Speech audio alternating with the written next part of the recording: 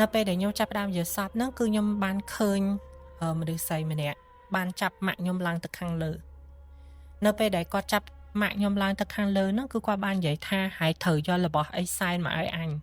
បានអញដោះលែងម៉ែអញទៅអញ្ចឹងនៅពេលដែលខ្ញុំចាប់ផ្ដើមយល់សប្តិចឹងហើយខ្ញុំអត់បានប្រាប់ម៉ាក់ខ្ញុំទេព្រោះតែសារតែពេលដែលនៅពេលដែលខ្ញុំប្រាប់ម៉ាក់ខ្ញុំហ្នឹងគឺគាត់តែងតែនិយាយថាគុំនេះពេកព្រោះដោយសារតែផ្ទះយើងទេវាមិនដែលមានរបស់អត់ល្អអីចូលមកក្នុងផ្ទះរបស់យើងទេហើយបន្ទាប់មកក៏ខ្ញុំចាប់ផ្ដើមអត់មួយថ្ងៃទៅមួយថ្ងៃក៏យើងលេងប្រាប់គាត់តទៅទៀតចឹងទៅអញ្ចឹងបន្ទាប់មកគឺថ្ងៃមួយហ្នឹងខ្ញុំបានទៅអង្គុយនៅកម្មចដា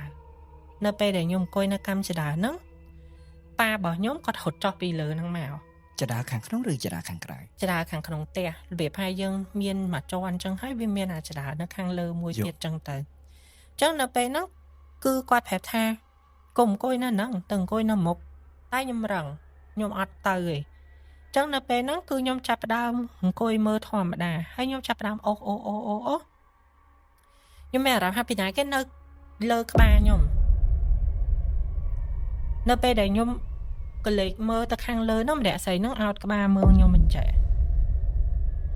នៅពេលហ្នឹងក៏ខ្ញុំចាប់ផ្ដើមគិតថាណាគេអញ្ចឹងគឺខ្ញុំមានអារម្មណ៍ដំបូងអត់សើភ័យទេនៅពេលបន្ថែមតិចទៀតប្រហែលជាបានដូចជាយើងរៀងផ្លេចខ្លួនអញ្ចឹងខ្ញុំ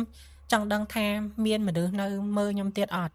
ខ្ញុំងើបមើលម្ដងទៀតម្នាក់ហ្នឹងក៏នៅតែអោនក្បាលមកមើលខ្ញុំម្ដងទៀតបង្ហាញសភាពបែបណាដែរជាមនុស្សធម្មតាបងតែជាមនុស្សស្រីដែលអោនក្បាលមើលមកយើងដូចអញញឹមមានន័យថាអត់អាក្រក់សក់អត់វែងក៏អត់មានអីដែរនិយាយទៅមើលទៅជាសភាពមនុស្សធម្មតាជាសភាពមនុស្សធម្មតាបងអញ្ចឹងក៏ចាប់ដើមពីពេលហ្នឹងទៅខ្ញុំចាប់ដើមថាខ្ញុំលេងឡើងទៅលើហ្នឹងហើយប៉ាខ្ញុំប្រើយកបានអីក៏ខ្ញុំលេងឡើងទៅដែរព្រោះដោយសារតែថាខ្ញុំ